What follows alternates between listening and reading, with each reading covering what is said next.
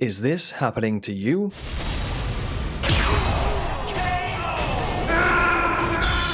Then you're in the right place for video game training. In this video, we'll take a look at how to defeat Inner Genichiro on Sekiro. Okay, so Inner Genichiro, this one is quite a tough one, so let's dive into it. He always opens the fight with this new move, the triple spin to win attack. So for this triple spin to win, you want to deflect, and then dodge forward. After you've dodged forward, then you can take whatever action you want to, so heal yourself up, or you can attack him. For the most part, this fight is a clash of swords. There's a lot of back and forth with the attacks between you and Genichiro. Ideally, in this fight, you want to keep the pressure on him by being quite aggressive with your attacks. A lot of the time, by being quite aggressive, it can knock him out of using certain attacks. For example, sometimes he tries to jump up and shoot arrows down towards you, but if you hit him with an attack, it just knocks him down to the floor and completely cancels the attack. So just keep on popping in your attacks. If he deflects one of your attacks, then you want to be ready to deflect one of his attacks. Be on the lookout for those bright orange-ish sparks, because that means that he's deflected one of your attacks. And if he does deflect one of your attacks, then it likely means that he's about to attack you. So if that is the case, then be prepared to press your deflect button. Because there's a lot of intense sword clashing in this fight, you might find it easier to take off the combat arts so you can bounce between blocking and attacking really fast. Because sometimes what happens is if you press block and attack together at the same time, then it will make Sekiro use the combat arts, and sometimes it might not be a very good time to use the combat arts. So if you find it easier, just unequip it. There are a few shinobi tactics that we can use, such as ash and firecrackers. If you can hit him with some ash or some firecrackers, it basically stops whatever he's doing and then gives you about 1 or 2 seconds to do whatever you want. The ash or the firecrackers tend to work really well against that attack where he does multiple slashes in a row. When you can see him winding up to do that multi-slash combo, then just back up a little bit and throw some ash into his face. Or you could also choose to use firecrackers, whichever one works best for you. On top of that, after using the ash or after using the firecrackers is usually the best time to heal yourself up as well. Like I mentioned before, you get about 1 or 2 seconds after hitting him with the ash or the firecrackers, so use that time to heal yourself up if you have taken some damage. If he jumps up in the air and then jabs down with his sword, then just slide to your left or right to avoid the attack. You can also use that chance to then take an action. Just make sure that as you slide away, that you're far enough away from the front of him, because if you're too close to the front of him, he's going to do a jab forward perilous attack. But if he does do the jab forward attack, then you can just Mikiri counter it. At the start of the next phase, he always opens with a jumping perilous thrust attack, so be ready to Mikiri counter this one as he's jumping towards you. This phase is very similar to the previous phases of this fight, apart from now he's taken his shirt off and he's got access to lightning powers. So all of the things that were mentioned in the previous phase still apply. However, we now need to look out for the lightning. To help with this, I'd massively recommend using eel liver. The eel liver gives you a huge resistance to the lightning, and I'd also massively recommend using the healing pellets. The healing pellets will slowly regenerate your health over time. Make sure to hang on to your healing pellets and your eel livers until this last phase of the fight. So with the perilous lightning attacks, you want to be jumping and receiving the lightning attack at the height of your jump. After you've received the lightning attack at the height of your jump, you want to spam your attack button as you fall back down. You'll then reverse the lightning into Genichiro. At that point, Genichiro will reverse the lightning back into you again, and once again you'll need to do the same tactics as before. Jump up into the air and receive the attack at the height of your jump, then spam your attack button as you fall back down again, and you'll reverse the lightning attack back at Genichiro again. That will then put him into the shock status and give you quite a few seconds to do whatever you need to, so use that time to heal yourself up if you need to do that. Use the healing pellets, use the eel liver, use the healing gourd, or if you're already healed up, then use that time to put in some damage. You will take some damage when you do the lightning reversal, so make sure that your health is not too low in this phase of the fight. Because we take this damage to do the lightning reversal, this is the main reason why we want to be using the healing pellets in this phase of the fight, as the healing pellets will be regenerating your health over time. Once again, don't forget that you can use the ash and the firecrackers to buy yourself a second or two, and similar to the previous phases, the clashing of swords still applies in this phase of the fight. So once again, just keep that pressure on with your normal attacks. Look out for him deflecting your attacks. If he does deflect your attack, then be ready to deflect his, and before you know it, you'll have this fight in the bag.